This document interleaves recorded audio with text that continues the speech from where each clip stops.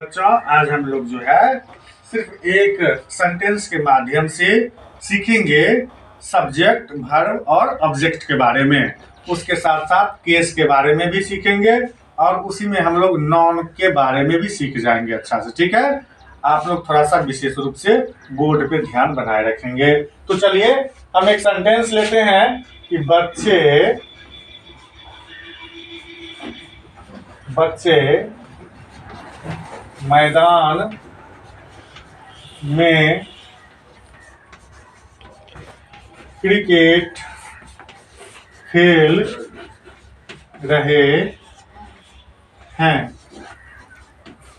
यह एक सेंटेंस है। अब इस सेंटेंस के माध्यम से आज हम लोग किन किन चीज का रिवीजन करेंगे। तो सबसे पहले हम लोग नाउन के बारे में समझेंगे। उसके बाद हम लोग किसके बारे में समझेंगे, नाउन के साथ साथ हम लोग समझेंगे नाउन के प्रकार के बारे में, नाउन के प्रकार के बारे में समझेंगे। उसके बाद हम लोग समझेंगे सब्जेक्ट। उसके बाद हम लोग समझेंगे ऑब्जेक्ट के बारे में।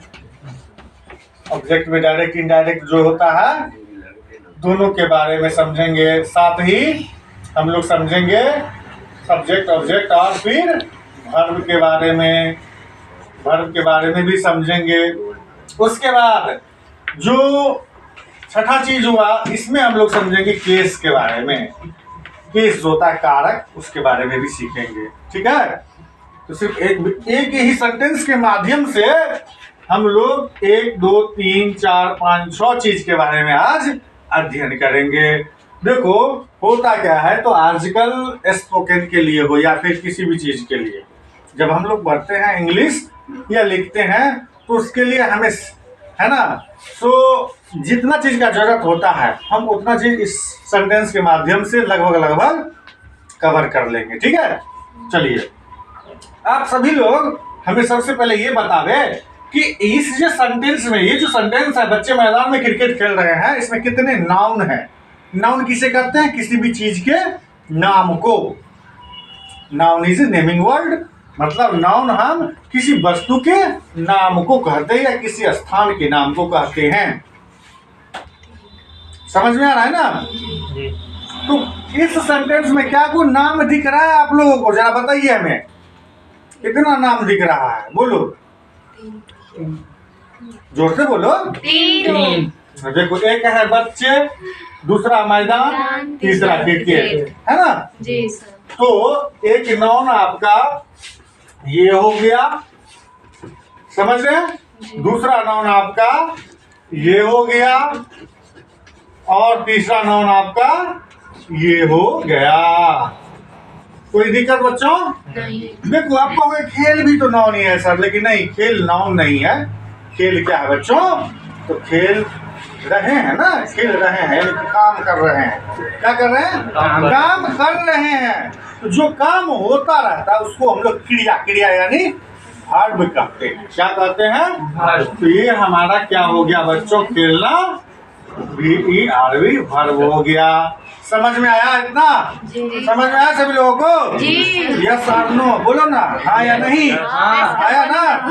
चलिए सुनिए सभी लोग अच्छा से 2 मिनट बोर्ड पे ध्यान बना के रखें, आप लोग सारा चीज समझ जाएंगे। अब नाउन तो समझ गए हम लोग, पहला चीज तो समझ गए ना, ठीक है ना। इसके बाद हम लोग समझेंगे नाउन के प्रकार के बारे में। तो बच्चों नाउन तो स्पष्ट कर लिया हम लोगों ने। अब हमें ये बताओ कि नाउन में भी नाउन के कौन सा प्रकार है। जैसे नाउन में होता है ना, कौन कौन नाउन होता है, proper noun, common noun, collective noun, material noun और एब्स्ट्रैक्ट नाउन होता है। फिर काउंटेबल नाउन भी होता है, अनकाउंटेबल नाउन भी होता है ना जी। तो हमें यहाँ पे ये बताना है कि ये बच्चा जो है ये कौन सा नाउन होगा बच्चा। देखो प्रॉपर नाउन हम किसे कहते हैं, किसी भी वस्तु के खास नाम को, जो उसका खास नाम होता है उसको हम लोग प्रॉपर नाउन कहते हैं। क्या कहते हैं? तो बच्चा जो है, अब जितने भी बच्चे बैठे हुए हैं क्लास में, सब तो बच्चे हैं जी। लेकिन नाम तो सबका अपना अपना अलग अलग है ना। जी सर। अलग अलग नाम है। यदि हम आपका अलग अलग नाम लेकर के बोलेंगे तब तो प्रॉपर नाउन होगा, लेकिन सीधे बच्चे बोल दिए तो पूरे आप जितने बच्चे बैठे हुए हैं सबके नाम को एक साथ एक जाति में डिनोट कर रहा है ये बच्चा शब्द।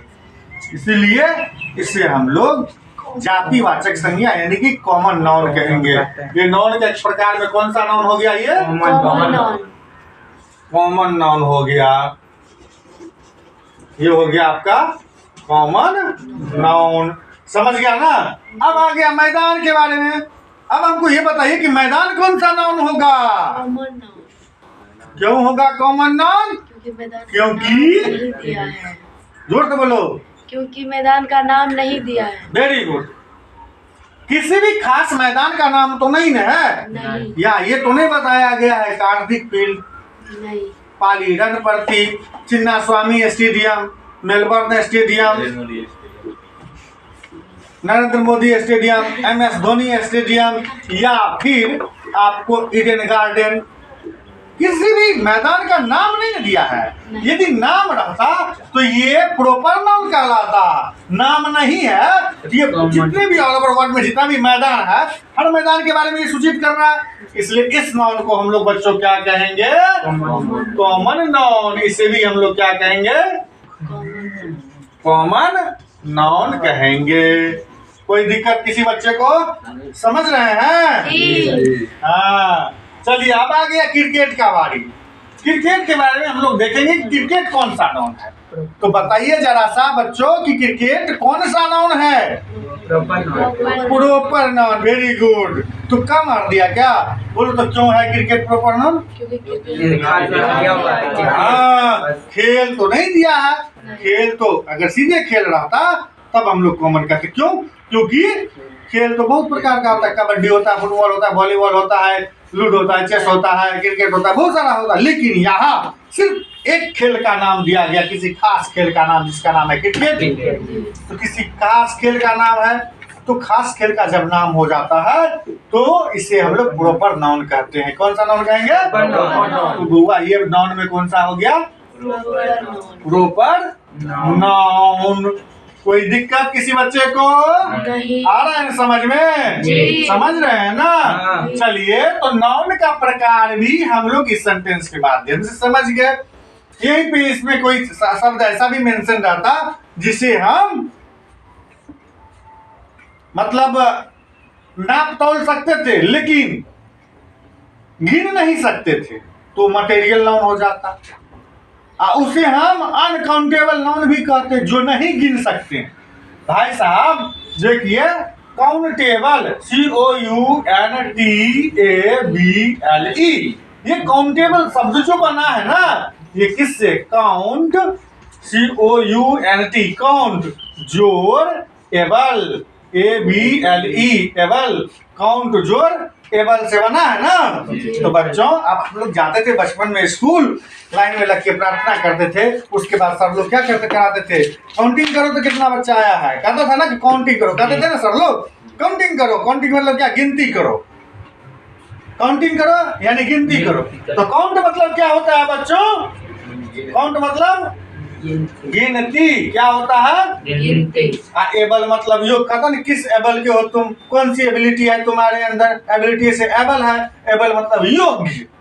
एबल मतलब योग्य। तो काउंट जोड़ एबल, काउंट मतलब गिनती, एबल मतलब योग्य। गिनती योग्य, जो गिनती योग्य होगा, जिसे हम गिन सकते हैं, that is called countable noun. उसे हम क्या कहेंगे? और यहाँ अन लग गया तो अन का मतलब होता है नहीं। क्या होता है? नहीं। यानी अनकाउंटेबल है। अन मतलब नहीं, काउंट मतलब गिनती वाला योग, जो नहीं गिनती के योग्य है, जिसे हम नहीं गिन सकते हैं, वो क्या कहलाएगा बच्चों? Uncountable noun. तो इस नाउन का ये दो प्रकार समझ गया। देखो, तीन प्रकार तो इसी में स्पष्ट, दो प्रकार तो इसी में स्पष्ट हो गया, प्रॉपर कॉमन। जी उसका काउंटेबल अनकाउंटेबल समझ गया। इसका मटेरियल नाउन ये होता है, काउंटेबल नाउन जैसे कि जिसे हम गिन सकते हैं लेकिन जिसे हम नहीं गिन सकते हैं, नाप तोल सकते हैं लेकिन गिन नहीं सकते हैं, वो मटेरियल नाउन। शादी विवाह में जैसे देखे छी ना क्या प्रकार के मटेरियल बनले हो, कह सक ना कोनो भोज जाइ छै त कहै छै ने कि जे फल्ला मटेरियल घटि गेलै, फल्ला मटेरियल बढ़ि गेलै, नहीं कहै छै किया? सब्जी जे होइ छै, सब्जी के दोलक दोल सब्जी जे होइ छै, बस आलू के गिनै लए तऽ नहीं जाइ छियै, नापै छै जे दू दोल सब्जी घटि गेलै या बढ़ि गेलै, नहीं कहि दै छै लोग कतेक सब्जी बढ़ि गेलै, कहै छै ने एतऽ मटेरियल बढ़ि गेलै। तो ध्यान रहे वही सा जे वस्तु को नाप तोल सके छिए, जिस वस्तु को नाप या तोल सकते हैं हम लोग, वो क्या कहलाएगा? Material noun. समझ गया ना? जिसे गिन नहीं सकते, नाप तोल सकते हैं। ठीक है, उसका बाद आता है एब्स्ट्रैक्ट नाउन। इसका मतलब होता है भाववाचक संज्ञा। क्या होता है? भाववाचक संज्ञा। भाववाचक नहीं देखता कि आजकल लोग बहुत भाव खाता है, भाव भाव भाव कहते हो ना, भाव मतलब क्या? भाव खाना, जो भावना को दर्शाता है, किसको? तुम्हारे अंदर के भावना को दर्शाता है, उसे ही भाववाचक संज्ञा कहते हैं। यानी जिस वस्तु को हम देख नहीं सकते हैं मगर महसूस कर सकते हैं, उसी को हम क्या कहेंगे? भाववाचक संज्ञा। जैसे क्या बच्चों बताओ तो, जैसे हवा, हवा दिखता है क्या? नहीं लेकिन जब हवा बहता है तो शरीर में जब लगता है तो ठंडा महसूस होता है ना, तो कहते हैं ना कि हवा बह रहा है, कहते हैं कि नहीं कहते? दूसरी बात, ईमानदारी। कोई व्यक्ति अगर ईमानदार होता है तो क्या उसके कपार पे लिखा होता है कि ईमानदार?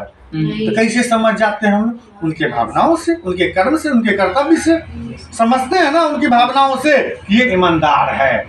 कोई बेईमान होता है तो क्या उसके माथा पे बेईमान तो नहीं लिखा होता? नहीं। हम लोग कैसे समझते हैं? उसके करतूत से, उसके भावनाओं से समझते हैं कि ये बेईमान है।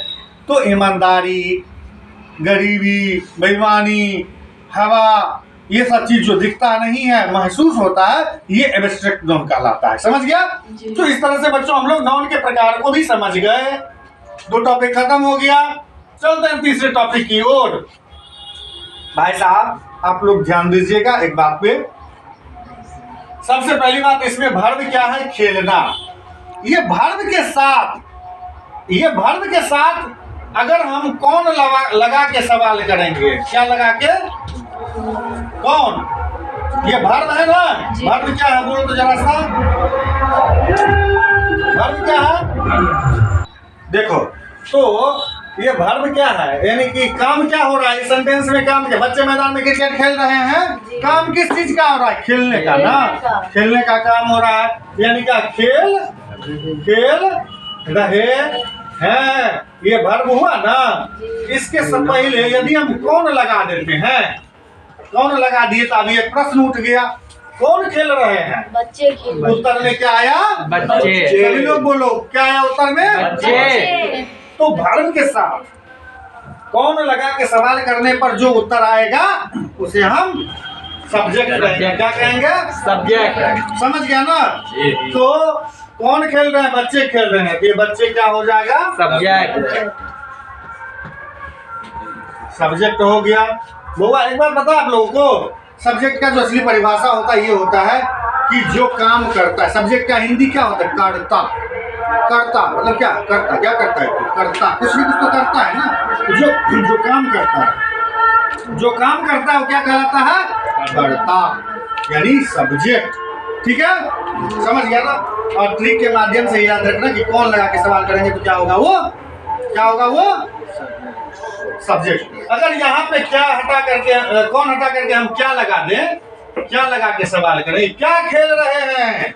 क्या खेल रहे हैं? उत्तर में क्या मिल रहा है? क्रिकेट। तो क्या लगा के सवाल करेंगे तो क्या मिलेगा हमको उत्तर में? क्रिकेट। क्रिकेट। तो क्रिकेट जो क्या लगा के सवाल करने पर जो उत्तर मिलता है उसे ऑब्जेक्ट कहते हैं। क्या कहते हैं? ऑब्जेक्ट भी दो प्रकार का, वो भी डायरेक्ट ऑब्जेक्ट कहलाया। क्या कहलाएगा?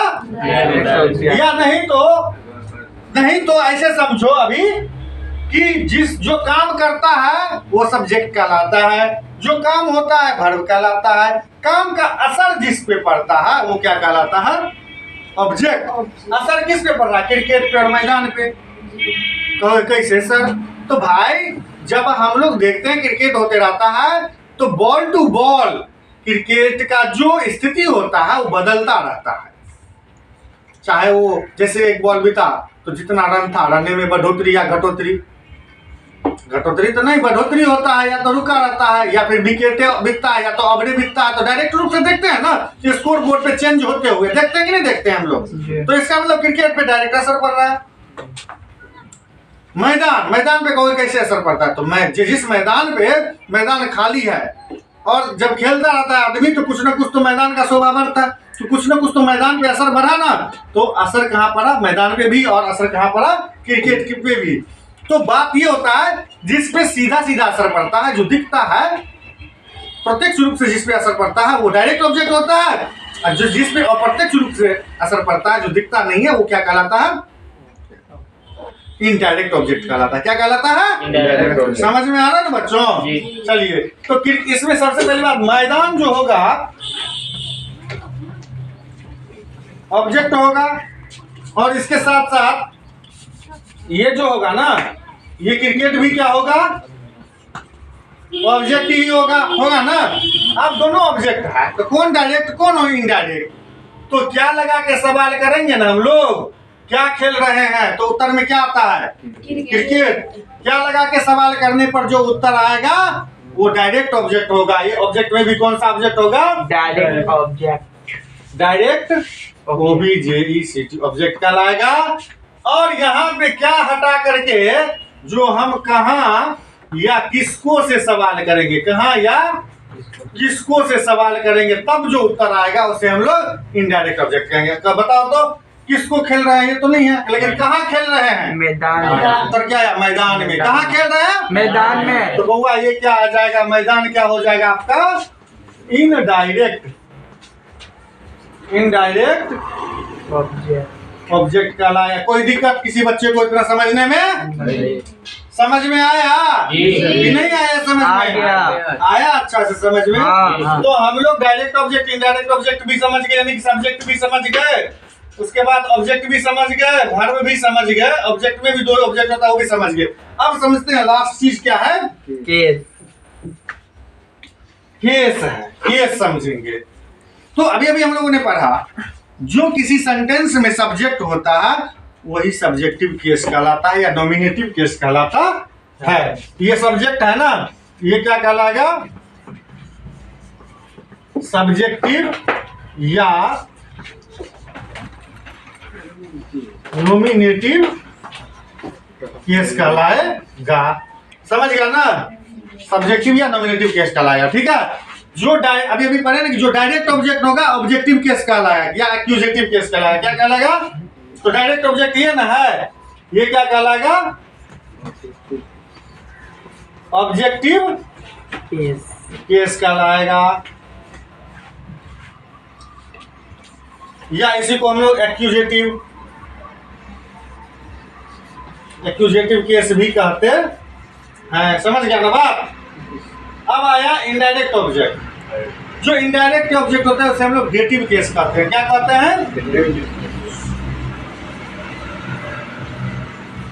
डेटिव केस कहलाता है। समझ में आया? तो इस तरह से यदि अगर हम देख रहे हैं कि हमें सब्जेक्ट वर्ब ऑब्जेक्ट मालूम रहता है तो केस भी हमें मालूम पड़ जाता है। केस के बारे में भी हम लोग समझ जाते कि नहीं? तो सब्जेक्ट वर्ब सब्जेक्ट जो था सब्जेक्टिव केस कहलाया, जो डायरेक्ट ऑब्जेक्ट हुआ ऑब्जेक्टिव केस कहलाया, जो इनडायरेक्ट ऑब्जेक्ट हुआ डेटिव केस कहलाया। समझ गया ना बात? कोई दिक्कत किसी को? आदमी समझ में आया सभी को? कोई दिक्कत नहीं ना किसी को? सब समझ रहा है? तो इस तरह से आपका ये केस जो था ये भी खत्म हुआ। इसमें एक और आता है possessive case. Possessive case possessive यानी पॉजेशन से पॉजेसिव बना है। पॉजेशन मतलब होता है अधिकार। कुछ ऐसा चिन्ह या शब्द आता है सेंटेंस में जो यह दर्शाता है, अपना अधिकार बताता है, उसको हम लोग क्या कहते हैं? पॉजेसिव केस कहते हैं। जैसे माई फादर्स, माई फादर्स, यहाँ एपोस्ट्रोफी एस लगा है ना, तो ये चिन्ह लगा ना, ये क्या कहलाएगा? मेरा पिताजी के बारे में बोल रहा है, किसका अधिकार? मेरा अधिकार दिखा रहा है, इसलिए ये क्या कहलाएगा? पॉजेसिव केस में होगा। ये किस केस में होगा? पॉजेसिव केस में होगा। समझ में आ रहा है सभी लोगों को? सभी लोग समझ रहे हो? जी। केस में समझ में आया पॉजेसिव केस के बारे में? हाँ। तो इस तरह से आप लोगों को हम एक ही सेंटेंस के माध्यम से नाउन, नाउन के प्रकार, सब्जेक्ट, ऑब्जेक्ट, वर्ब और केस के बारे में समझा है। क्या आप लोगों को समझ में आया? अच्छा से समझ आया सभी को? तो जोर से बोलो। हाँ। सभी लोगों को? हाँ। और वैदिक का किसी को? नहीं।